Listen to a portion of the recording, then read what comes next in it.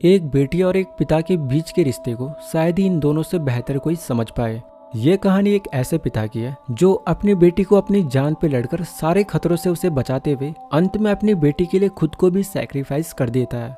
2017 में रिलीज हुई इस मूवी की एंडिंग आप सबकी आंखों में आंसू ले आएगी कि किस तरह एक पिता बुरी तरह जख्मी होने के बावजूद भी अपनी बेटी को एक खरोच तक भी नहीं आने देता और अपनी बेटी को सेफ हैंड्स में पहुंचाने के बाद ही अपनी जान की कुर्बानी देता है। कहानी की शुरुआत में हमें एक परिवार को दिखाया जाता है जो कि पानी के बीच एक हाउस बोट पे रह रहा होता है। इस परिवार में एंडी, उसकी पत्नी के और उसकी बेटी रोजी होती है। ये सब इस हाउस बोट पे कई महीनों से होते हैं क्योंकि पूरी पृथ्वी पे एक वायरस फैला हुआ है जिसने लगभग सारे इंसानों को जॉम्बिस बना दिया है। और इन्हीं जॉम्बिस से बचने के लिए एंडी और उसका परिवार कई महीनों से इसी पानी के बीच इसी बोट पे हैं क्योंकि जॉम्बिस पानी में नहीं आ सकते। जहाँ पे अभी इनकी हाउस बोट होती है वहीं पास में एंडी को दो बच्चियां नजर आती है। एंडी उन्हें देख काफी खुश हो जाता है क्योंकि उसने कई महीनों बाद किसी इंसान को देखा है। एंडी उन दोनों बच्चों को हाथ उठाकर हाई करता है, लेकिन तभी उन बच्चों के फादर वहाँ पे आ जाते हैं और एंडी को गन दिखाकर उसे उनके बच्चों से दूर रहने के लिए कहते हैं। अब एंडी उसका रूड बिहेवियर देख वापस से शिप के अंदर आ जाता है। एंडी की पत्नी केओ से बताती है कि अब उनके पास 2-3 टाइम्स का ही खाना बचा हुआ है, तो वो किसी नजदीकी शहर में जाकर उनके लिए खाने और रहने के लिए जगह ढूंढनी होगी। लेकिन एंडी बाहर के हालातों से पूरी तरह वाकिफ होता है कि किस तरह जॉम्बिस बचे हुए इंसानों को मार रहे हैं, तो एंडी उसे शहर जाने के लिए मना कर देता है। वहीं दूसरी तरफ हमें जंगल में एक लड़की को दिखाया जाता है जिसका नाम थॉमी होता है, जो कि अपने पैरों पे पत्तियां चिपका रही होती है और ऐसा वो इसलिए कर रही होती है ताकि कोई भी जॉम्बी उसके फुट स्टेप्स ना सुन पाए। अगले दिन उनकी बोट के पास एक दूसरी बोट उल्टी पड़ी हुई मिलती है और एंडी जब उस बोट को एक्सप्लोर करने जाता है तो लकीली उसे वहाँ पे बहुत सारा खाना मिल जाता है। वो सारे खाने को इकट्ठा करने लगता है, लेकिन जब वो ऐसा कर रहा होता है तो उसे वहाँ पे किसी और के होने का भी एहसास होता है, जिससे वो काफी खाना वहीं पे छोड़ अपने शिप पे वापस आ जाता है। लेकिन फिर भी वो लगभग 3 महीने का खाना अपने शिप पे ले आता है। इस बात से उसकी पत्नी के काफी खुश हो जाती है, लेकिन एंडी उसे ये बताना भूल जाता है कि उसे शिप में किसी और के होने का भी एहसास हुआ था। एंडी जब अंदर अपनी बेटी के साथ होता है तो वहीं बाहर के को लगता है कि उस शिप में और भी खाना होना चाहिए था और इसी वजह से वो खुद उस शिप के अंदर चली जाती है। जब वो उस शिप को एक्सप्लोर कर रही होती है तो उसके पैर में एक जॉम्बी काट देता है, लेकिन फिर भी के किसी तरह उस जॉम्बी से बचते हुए अपने शिप में वापस आने में कामयाब रहती है।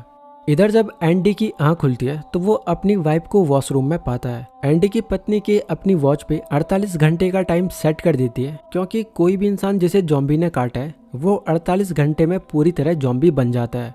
अब एंडी के पास कोई चारा ना होने पर वो जमीन पे उतर जाता है क्योंकि उसे अपनी पत्नी को किसी नजदीकी हॉस्पिटल में पहुंचाना है ताकि वो उसका इलाज करा सके। एंडी अपनी पत्नी और बेटी के साथ यहाँ से निकलने लगता है। कुछ ही आगे चलने पे उन्हें एक कार नजर आती है। एंडी अपनी वाइफ और बेटी को कार में बिठा देता है, लेकिन एंडी देखता है कि उस कार का फ्यूल पूरी तरह खत्म हो चुका है और जब एंडी कार में फ्यूल भर रहा होता है तो तभी एक जॉम्बी यहाँ पे आ जाता है। लेकिन इससे पहले वो जॉम्बी इन्हें नुकसान पहुंचाए, एंडी जल्दी से गाड़ी में बैठ यहाँ से निकल लेता है। आगे सुनसान रास्ते में रोजी के कपड़े चेंज करने के लिए एंडी गाड़ी रोकता है। एंडी अपनी वाइफ के को पूछता है कि उसे कैसा फील हो रहा है, जिसपे के उसे बताती है कि वो बिल्कुल ठीक है। उसकी पत्नी के जब रोजी के कपड़े चेंज कर रही होती है तो तभी उसकी तबीयत खराब होने लगती है, जिस वजह से वो नीचे जमीन पे गिर जाती है। एंडी किसी तरह उसे फिर से कार में बिठाता है। वहीं दूसरी तरफ हमें थॉमी को दिखाया जाता है जो कि अभी जंगल में अकेले है। हालांकि एक समय पे थॉमी के पिता उसके साथ थे, लेकिन अब वो पूरी तरह जॉम्बी बन चुके हैं और इसीलिए थॉमी ने उन्हें एक गड्ढे में रखा हुआ है। वो आसपास से जानवरों का शिकार कर उन्हें खाने को भी देती है। उसके पिता जॉम्बी बन चुके हैं, लेकिन बावजूद इसके वो उन्हें छोड़ना नहीं चाहती क्योंकि वो उनसे बेहद प्यार करती है। अब आगे चलने पे के इतनी डेस्परेट हो जाती है कि वो चलती गाड़ी से भी कूदने के लिए तैयार है क्योंकि उसकी बॉडी में रिएक्शन होना शुरू हो चुका है।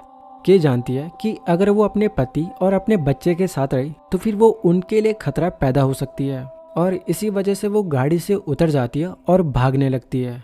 लेकिन एंडी उसे प्यार से समझाता है कि वो ठीक हो जाएगी, उन्हें बस एक हॉस्पिटल तक पहुंचना है, जिस वजह से ना चाहते हुए भी के को दोबारा से गाड़ी में बैठना पड़ता है। वहीं दूसरी तरफ थॉमी देखती है कि उसके पिता उस गड्ढे से भाग चुके हैं, इसलिए वो उन्हें ढूंढने के लिए निकल जाती है। उधर एंडी अब के को जल्द से जल्द हॉस्पिटल पहुंचाना चाह रहा है, लेकिन वो उसे हॉस्पिटल पहुंचाए उनके रास्ते में एक जॉम्बी आ जाता है, जिससे बचने के लिए एंडी कार को तेजी से मोड़ता है और उसकी कार का एक्सीडेंट हो जाता है। एक्सीडेंट के बाद एंडी और के दोनों बेहोश हो जाते हैं। कुछ देर बाद एंडी को जब होश आता है तो वो देखता है कि उसकी पत्नी के अब पूरी तरह जॉम्बी बन चुकी है। यहाँ पे गरीमत ये रहती है कि इस हादसे में इनकी बेटी रोजी बिल्कुल सुरक्षित होती है। एंडी अपनी बेटी को कार से बाहर निकालना चाहता है, लेकिन उसकी पत्नी जो कि अब पूरी तरह जॉम्बी बन चुकी है वो एंडी के हाथ पे काट देती है और अब एंडी भी इन्फेक्टेड हो चुका है। किसी तरह एंडी अपनी बेटी रोजी को बाहर निकालने में कामयाब हो जाता है और कार को बाहर से लॉक कर देता है। अब एंडी काफी निराश हो जाता है क्योंकि वो भी अब इन्फेक्टेड है और अपनी बेटी रोजी के लिए खतरा पैदा हो सकता है। एक पल के लिए एंडी खुद को मारने का तय करता है ताकि उसकी बेटी सुरक्षित रहे, लेकिन अगले ही पल उसे विचार आता है कि इस घने जंगल में कुछ भी सुरक्षित नहीं है, जॉम्बीज कभी भी यहाँ पे आ सकते हैं। तो अब एंडी डिसाइड करता है कि जब तक वो जॉम्बी बने उससे पहले वो अपनी बेटी को किसी सुरक्षित स्थान पे पहुंचाएगा। वो अपनी घड़ी पे 48 आवर्स का टाइमर सेट कर देता है और अपनी बेटी के लिए सुरक्षित स्थान की खोज में निकल पड़ता है। कुछ ही आगे चलने पे इन्हें वही जॉम्बी दोबारा से दिखाई पड़ता है जिसकी वजह से एंडी की कार का एक्सीडेंट हुआ था। एंडी उससे बचने के लिए लकड़ी उठाता है, लेकिन तब तक यहाँ पे थॉमी आ जाती है जो कि एंडी से कहती कि वो उसके पिता को कुछ ना करे। थॉमी अपने हाथ को एक पत्थर से काटती है और उस जॉम्बी यानी कि अपने पिता को यहाँ से ले जाती है क्योंकि जॉम्बीज खून की तरफ अट्रैक्ट होते हैं। इसके बाद एंडी आगे का सफर जारी रखता है और आगे उसे एक स्कूल दिखता है जहाँ फॉर्चुनेटली उसे एटा नाम की एक टीचर मिल जाती है। वो अपनी बेटी रोजी को एटा को दे देता है, वहीं एटा उसके घाव पे फर्स्ट एड किट भी करती है। एटा का बिहेवियर एंडी को बहुत अच्छा लगता है, इसलिए वो डिसाइड करता है कि वो रोजी को एटा के पास ही छोड़ देगा जो कि उसे सुरक्षित रख सकती है और रोजी भी एटा के साथ खुशी खुशी रह रही होती है। लेकिन रात को एंडी को पता चलता है कि एटा एक कैंसर पेशेंट है, जिसके बाद एंडी को लग जाता है कि उसकी बेटी रोजी के लिए ये जगह सुरक्षित नहीं है। वहीं दूसरी तरफ थॉमी की माँ को दिखाया जाता है जो कि कबीले वालों के साथ मिलकर जॉम्बीज का शिकार कर रहे होते हैं। साथ के साथ वो सब थॉमी को ढूंढ रहे होते हैं। अब रात को एंडी की तबीयत खराब होना शुरू हो जाती है और उसके मुंह से झाग निकलने लगता है, यानी कि अब उसकी बॉडी में बदलाव होना शुरू हो चुका है। अगली सुबह जब एंडी उठता है तो उसे पता लगता है कि उसके पास अब मात्र 32 घंटे बचे हुए हैं और उसे इन्हीं 32 घंटे में अपनी बेटी रोजी को एक सुरक्षित स्थान पे पहुंचाना होगा। इसलिए सुबह ही वो यहाँ से निकल पड़ता है और अपनी बेटी के लिए शेल्टर ढूंढने लगता है। कई किलोमीटर चलने के बाद एंडी को एक कार दिखाई देती है और जब वो उस कार के पास जाता है तो एंडी देखता है कि उस कार का ओनर गड्ढे में फंसा हुआ है और उसके पैर के ऊपर एक टैंक गिरा हुआ है। तभी एंडी पे पीछे से एक जॉम्बी वार करने ही वाला होता है कि तभी गड्ढे में फंसा शख्स उस जॉम्बी को शूट कर देता है। वो शख्स उसे अपना नाम विक बताता है और एंडी को गाड़ी की चाबी देता है ताकि एंडी गाड़ी से उस टैंक को खींचकर उसे रेस्क्यू कर पाए। एंडी उसे रेस्क्यू कर देता है, जिसके बाद विक उसे अपने शेल्टर ले जाता है। विक उसे अपनी पत्नी से मिलवाता है जिसका नाम रेनी होता है। विक एंडी को अपने साथ शिकार पे ले जाना चाहता है ताकि वो देख पाए कि वो किस तरह जॉम्बीज का शिकार करता है। यहाँ पे विक की पत्नी रेनी रोजी को संभालती है और विक और एंडी दोनों शिकार पे निकल जाते हैं। एंडी जब उसके शिकार करने के ढंग को देखता है तो उसे काफी बुरा लगता है। दरअसल विक ने 2 पिंजरों में 2 जीवित इंसान रखे होते हैं और जब जॉम्बीज उनकी तरफ अट्रैक्ट होते हैं तो फिर वो उन्हें दूर से आसानी से शूट कर देता है। उन 2 पिंजरों में एक में थॉमी भी होती है जिसकी आंखों में आंसू होते हैं। एंडी जब ये सब कुछ देखता है तो फिर उसका दिल दहल जाता है और वो कुछ भी नहीं कर पाता क्योंकि उसे भी पहले अपनी बेटी को सुरक्षित जगह पे पहुंचाना है। शिकार करने के बाद जब वे वापस शेल्टर में आते हैं तो एंडी देखता है कि रोजी रेनी के साथ खुशी खुशी रह रही है, जिसे देख एंडी के मन में विचार आता है कि शायद ये उसके लिए सुरक्षित जगह है क्योंकि रेनी उसका बहुत अच्छे से ख्याल रख रही है। और अब एंडी को लगता है कि उसकी बेटी सेफ हैंड्स में है, इसीलिए रात को एंडी शेल्टर से बाहर आता है खुद को मारने के लिए। लेकिन इससे पहले वो खुद को मारे रेनी वहाँ पे आ जाती है। रेनी एंडी को विक के बारे में सब कुछ सच सच बता देती है कि किस तरह उसने उसके पति को जॉम्बीज के बीच मरने के लिए छोड़ा था और वो उसकी वाइफ नहीं बल्कि विक ने उसे जबरदस्ती ट्रैप करके रखा हुआ है। और ये सब कुछ सच्चाई सुन एंडी दोबारा से उलझन में पड़ जाता है। हालांकि रेनी उसे बताती है कि वो उसके बेटी का ख्याल रख सकती है, लेकिन वो बस इस जगह पे ऐसा नहीं कर पाएगी क्योंकि विक बहुत ज्यादा क्रूर है।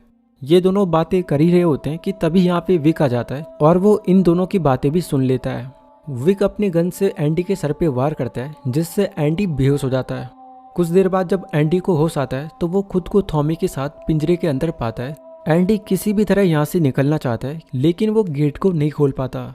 बाद में उसे एक आइडिया आता है। वो पिंजरे के ऊपर एक मांस के टुकड़े को रस्सी के सहारे बाहर फेंकता है और सारे ज़ॉम्बीज उस रस्सी के टुकड़े पे टूट पड़ते हैं। वो रस्सी गेट से कनेक्टेड होती है और ज़ॉम्बीज जैसे ही उस रस्सी पे टूट पड़ते हैं तो गेट खुद ब खुद खुल जाता है और थॉमी और एंडी दोनों यहाँ से निकलने में कामयाब हो जाते हैं।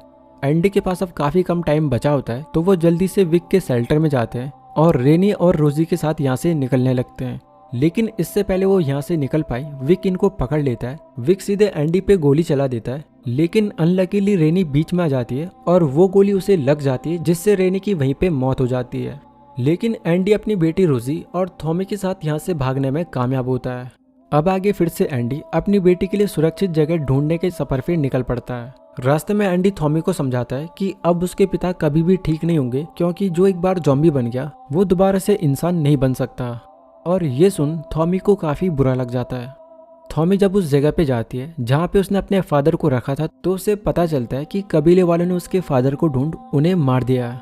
और अब थॉमी बुरी तरह टूट जाती है क्योंकि वो अपने पिता से बेहद प्यार करती थी, इसीलिए ज़ॉम्बी बनने के बाद भी वो अपने पिता का ख्याल रखा करती थी। थॉमी अब काफी निराश हो जाती है और एक पत्थर उठा अपने सिर पे जोर जोर से मारने लगती है।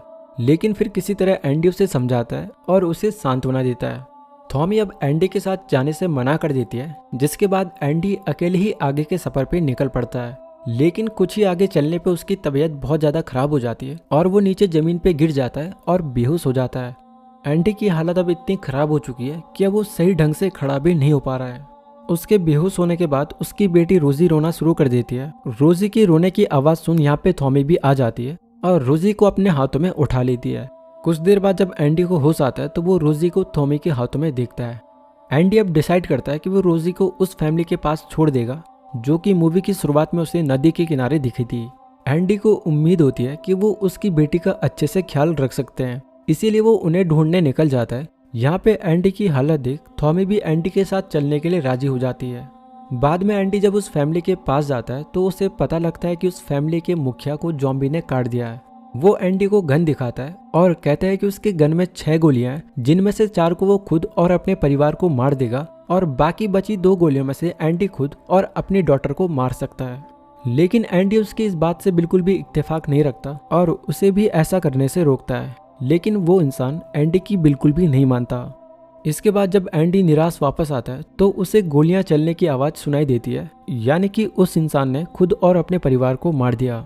अब एंडी भी काफी परेशान हो जाता है। एंडी को लगता है कि उसकी बेटी के लिए सबसे बड़ा खतरा वही है क्योंकि वो कुछ ही घंटों बाद ज़ॉम्बी में बदल जाएगा। इसलिए वो गन से खुद को शूट करने ही वाला होता है, लेकिन वो खुद को शूट करे तब तक यहाँ पे थॉमी आ जाती है। थॉमी एंडी की हालत देख उसे बताती है कि अगर वो उसके कबीले चले तो उसके कबीले वाले उसकी बेटी रोजी को सुरक्षित रख सकते हैं। एंडी के पास अब कोई और ऑप्शन ना होने पे वो थॉमी की इस बात को मान जाता है। एंडी अपनी बेटी को किस करता है और ये दोनों अब कबीले की ओर चल पड़ते हैं। रास्ते में इन्हें एक टनल से गुजरना पड़ता है जहाँ पे बहुत सारे ज़ॉम्बीज मरे पड़े होते हैं। वहीं एंडी को टनल के लास्ट में विक दिखाई पड़ता है जिसने हाथ में गन पकड़ी हुई है। एंडी विक से बचने के लिए गाड़ी के पीछे छुप जाता है और अपनी गन को तैयार करता है। वहीं विक को भी एंडी से रेनी का बदला लेना होता है, इसलिए वो भी एंडी को मारने के लिए बढ़ता है। इन दोनों की लड़ाई में एक गोली विक को लग जाती है तो वहीं एक गोली एंडी को भी लग जाती है जिससे एंडी बुरी तरह इंजर्ड हो जाता है। वहीं विक घायल होने की हालात में भी एंडी की बेटी को उठा लेता है और थॉमी को जोर से धक्का देकर नीचे गिरा देता है जिससे थॉमी के सिर पे चोट लग जाती है और वो वहीं पे बेहोश हो जाती है। विक रोजी को अपने हाथों में लेता है और उसे मारकर रेनी का बदला लेना चाहता है, लेकिन रोजी को देख विक उसे मारने की हिम्मत नहीं कर पाता और जोर जोर से रोने लगता है।